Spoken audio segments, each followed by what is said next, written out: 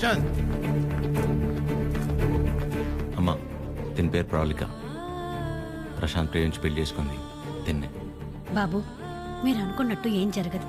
ఆయన వచ్చేలోపు వెళ్ళిపోండి. అమ్మా నేను చెప్పేది ఒకసారి. అమ్మగారు ఎత్తుంటే అర్థం కావట్లేదా? వెళ్ళిపో. నోండవే అమ్మా, తన పరిస్థితి తెలిస్తే మీరు ఇలా మాట్లాడరు. రేయ్ బయట నెట్టండి రా. పదండి. ముట్టుకుంటే పగిలి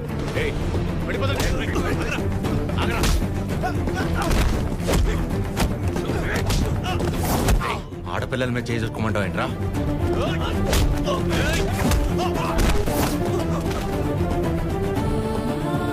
ప్రేమించేటప్పుడు మీ అబ్బాయి కళ్ళల్లో ఉన్న కంగారు పెళ్లి చేసుకుని వదిలేసాక ఇంత కూడా లేదంటమ్మా.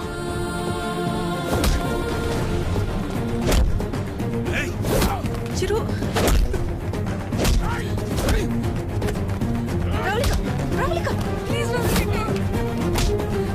నా వల్ల మీరు ఇబ్బంది పడింది చాలు. వెళ్ళిపోయి ఏం చేస్తావు? చచ్చిపోతావా? పాపం అమ్మ తను చావబోతుంటే అదృష్టం కొద్ది కాపాడి తీసుకొచ్చు.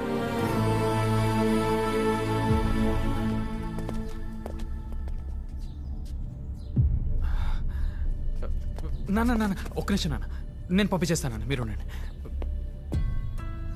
బ్రదర్ మీకు ఆల్రెడీ చెప్పాను కదా, బయలుదేరండి బ్రదర్. పెద్ద ప్రాబ్లం అయిపోతుంది, బయలుదేరండి ప్లీజ్.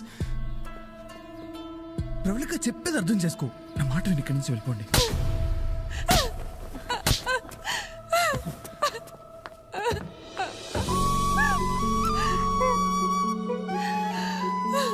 నీ వల్ల ఎన్ని మాటలు పడ్డానో తెలుసా? నేను నీ వెంట పడ్డానా? ప్రేమించమని అడిగానా? పెళ్లి చేసుకోమని చెప్పానా? ఎంత నమ్మాను రా నిన్ను.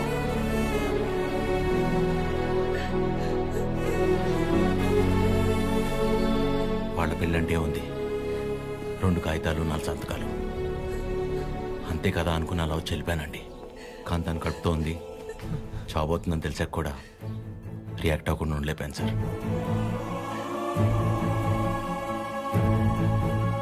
అయినా ఇదంతా జరిగింది నా వల్లే కాబట్టి ముందు నన్ను చంపేయండి, తర్వాత మీ ఇష్టం. ఏ భార్య అయినా తన తల్లి కాబోతుందన్న విషయం ముందు తన భర్తకే చెప్పాలనుకుంటుంది. మీకు మీ ఆవిడ అలాగే చెప్పుంటారు. అలాంటిది నేను ఎవరో మూడోవాడిని. నేను చెప్తే కానీ తెలుసుకోలేని పరిస్థితిలో ఉన్నాడు సార్ మీ అబ్బాయి.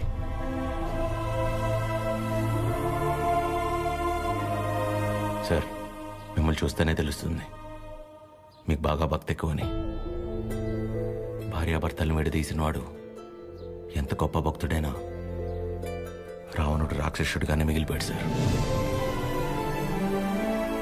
బాబు నా కొడుకు కడుపులో ఉన్నప్పుడు వాడింక బతకడని డాక్టర్ తేల్చి చెప్పేశారు. ఇంచుమించు 7-8 గంటలు మమ్మల్ని భయపెట్టి గాని ప్రాణాలతో బయటపడలేదు వీడు కదండి. ఆ రోజు మేం భయపడ్డంలో అర్థం లేదనిపించేలా నా కొడుకు ఎప్పుడూ ఏ తప్పు చెయ్యడు బాబు. ఏమంటారండి?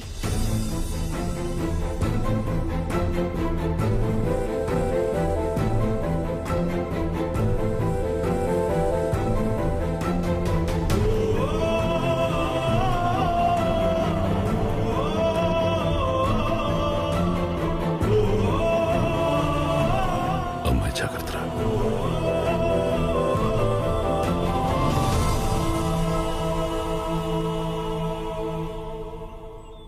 ఇంకా నీ ముఖం చూసే ఊరుకుంటున్నాను ఒకలా. మర్యాదగా వాళ్ళని ఇక్కడి నుంచి వెళ్ళిపోమని చెప్పు. అదేంటండి, వాళ్ళకి ఇంకేం ప్రాబ్లం రాదు, నన్ను నమ్మండి. దాని ముఖం చూడటమే పాపం. ఆంటీ కోపడకుండా ఒకసారి వినండి. నీకేం తెలీదా అద్యా? ఇంకా ఇక్కడే నుంచున్నారే, వాళ్ళని ఎక్కడో చోటుకెళ్ళి చావమను. అరే కలిసి బతుకుదాం అనుకుంటే చచ్చిపోమంటారేంటండి? మాట్లాడుతుంటే మధ్యలోకి వస్తున్నావు. అసలు ఎవరు నువ్వు? నీకేం సంబంధం? నీకు నాకు సంబంధం ఉంది కదా. నేను మీ కూతుర్నే కదా. ఏం తెలుసు నా గురించి నీకు మీ ఆయనకి? ప్రవళిక నిజంగానే ఏం తెలీదా ఆంటీ? ఇష్టం కష్టం చెప్పుకోవాలనిపించి నాన్న మీతో మాట్లాడాలంది అంటే తప్పించుకొని తిరిగేవాడు. ఎక్కడ ఏం అడుగుతానో ఏం చెప్తానో అని. ఇక ఈవిడ మైండ్ సెట్కి తగినట్టుగానే నేను ఉండాలి. ఇంట్లో ఆడపిల్ల కన్నీళ్లు తుడవడానికి చేతులు రానప్పుడు మాటలు కూడా రాకూడదమ్మా. ఎవరో ఆడదైనా తన ఇంట్లో మనిషి అనుకొని కన్నీళ్లు తుడవాలనుకునే వాడికి ఏ సంబంధం ఉండక్కర్లేదమ్మా.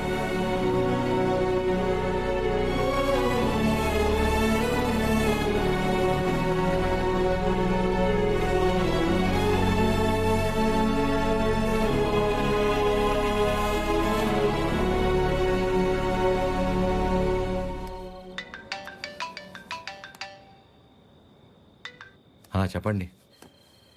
ఏం చేస్తున్నావు? ఏం లేదండి, నాకు బాగా ఇష్టమైంది మీ దగ్గర ఒకటి ఉండిపోయింది. అది ఎప్పుడు తిరిగిస్తారా అని ఆలోచిస్తున్నా. అవునా? ఏంటది? నిద్ర అండి, నిద్ర. రేపు పొద్దున మా అమ్మ బ్రేక్ఫాస్ట్కి రమ్మంది. ఏ? ప్రవళిక విషయంలో హెల్ప్ చేసావు కదా, అందుకే. అయితే టిఫిన్ పెట్టి 1000 నోట్ 10 ఇచ్చి పంపించేస్తారా? ఏం సార్, సరిపోదా? మీరేమంటే అది తప్పదు కదా, పెద్దోళ్ళు. ఇంకా కనపడవు కానీ నీకు నేనంటే ప్రేమే కదా. అమ్మ పిలుస్తుంది. I call you later. Hello hello.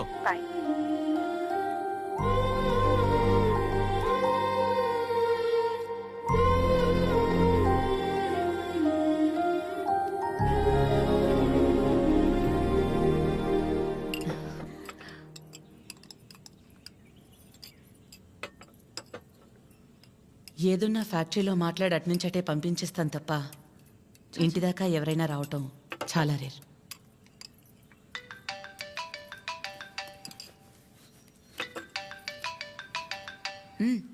మాట్లాడు, పర్లేదు. పర్లేదండి, అంటే 9 అయింది కదా, తిన్నానా లేదా అని అమ్మ ఫోన్.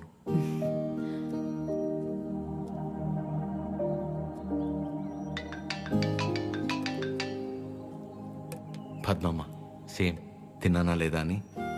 ఇంట్లో నేను ఒక్కనే మగ పిల్లాడిని, అందుకే చిన్నప్పటి నుంచి వాళ్ళకన్నీ నేనే. ఒకసారి రమ్మని చెప్పు మీ ఇంట్లో వాళ్ళని.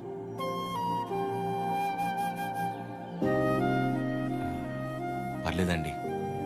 పర్లేదేంటి, రమ్మను. వాళ్ళు ఫ్యాక్టరీ చూసినట్టు ఉంటుంది, నేను ఒకసారి వాళ్ళని కలిసినట్టు కూడా ఉంటుంది. ఏమద్యా? అవునమ్మా, రమ్మని చెప్పండి. సరే అండి. అవన్నీ నేను చూసుకుంటాను లేరా ప్రేమ్. నిన్ను నువ్వు అద్దంలో మాత్రం చూసుకోకరా రే.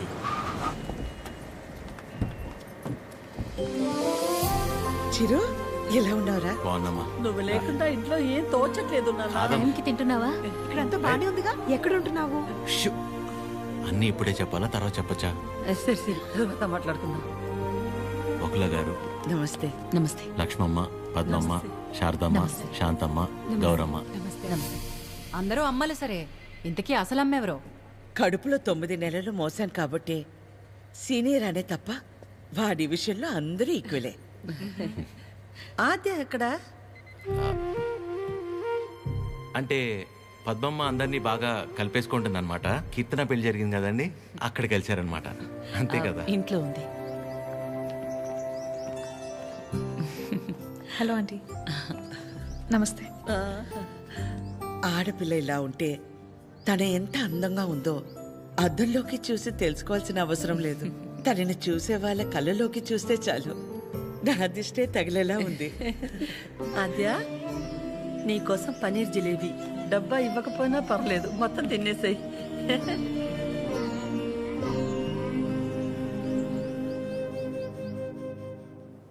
ఏంటి ఆద్య, ఇంకా ఏం ఆలోచిస్తున్నావు? ఆంటీ చిరు వాళ్ళందరితో బాగానే క్లోజ్ అయ్యారు కదా ఆద్య. అదే ప్రాబ్లం ప్రవళిక. అనుమానం ఉండి అబద్ధమని తెలిస్తే కోపంతో పోతుంది, కానీ ఇంత నమ్మాక నిజం కాదంటే తట్టుకోలేదు. అండ్ దాట్ టూ, ఇదంతా తెలిసి నేను సైలెంట్గా ఉన్నానని మా అమ్మకు తెలిస్తే ఎవరున్నా లేకపోయినా నా లైఫ్లో అమ్మ ఉండాలి. ఎవరి ద్వారానో ఈ విషయం ఆంటీకి తెలిసే కంటే నీ అందరూ నువ్వే వెళ్ళి చెప్పడం కరెక్ట్ ఆద్య.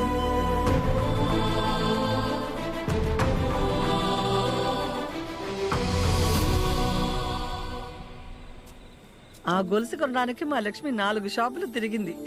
ఫ్యాక్టరీ వర్కర్స్ లా కాకుండా ఫ్యామిలీ మెంబర్స్ లా చూసుకుంటున్నారు. ఇక్కడ పనిచేసే వాళ్ళ పిల్లల చదువులు, వాళ్ళ మంచిళ్లే కాక ఇప్పుడు వాళ్ళందరికీ ఇళ్ళు ఉన్నోళ్ళందరికీ ఇలా ఇవ్వాలన్న ఆలోచన ఉండాలని లేదు కదా భయ్యా. చాలా థ్యాంక్స్ మేడం, మాకెంతో చేస్తున్నారు. మా మేడం చాలా గ్రేట్ భయ్యా.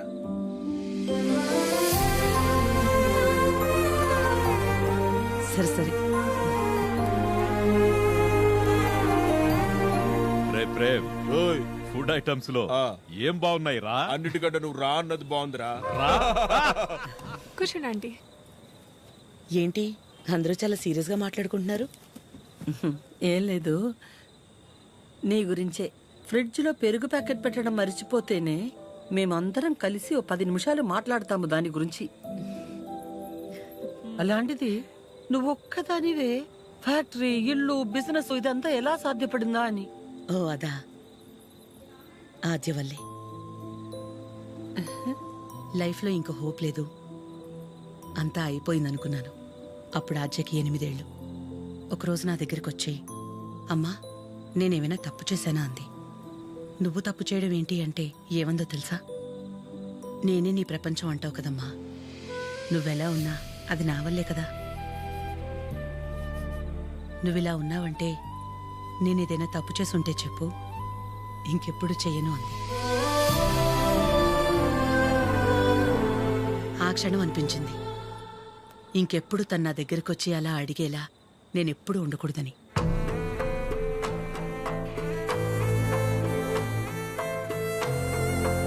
అందరిలా నా కూతురు కాదన్న నమ్మకమే నా బలం.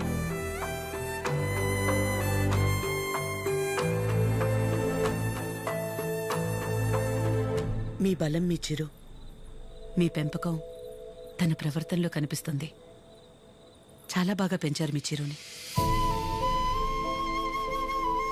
చిరు, ఇంతమంది ఆడవాళ్ల మధ్య పెరగడం నీ అదృష్టం.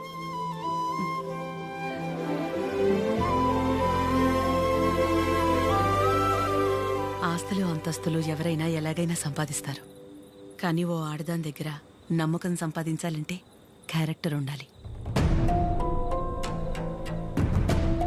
ఎలాంటి పరిస్థితుల్లోనూ ఏ కారణం చేత నీ వల్ల వాళ్ళకి ఏమచ్చ రానివ్వదు.